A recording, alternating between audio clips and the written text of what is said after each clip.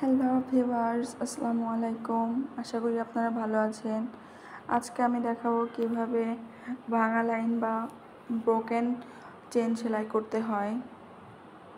দেখুন কিভাবে আমি কাজটা করছি।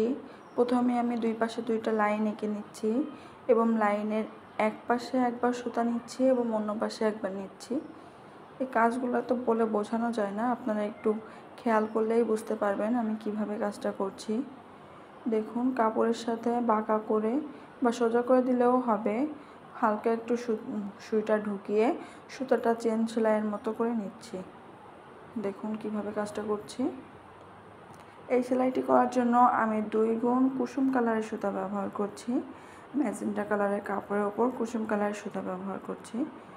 ভিডিওতে অতটা বোঝা যাচ্ছে না কালার, আমি অনেক চেষ্টা করেও কালার আনতে পারিনি, তারপরেও যতটা পারছি আপনাদের বুঝিয়ে দিচ্ছি।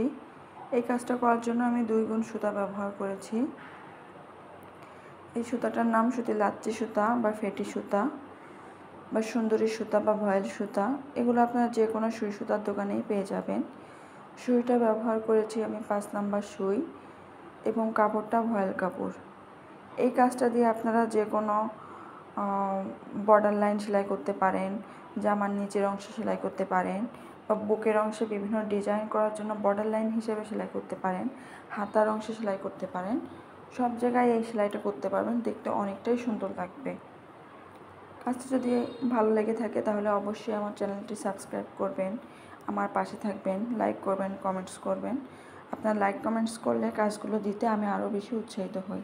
ভালো লেগে থাকলে অবশ্যই শেয়ার করবেন। আল্লাহ হাফেজ।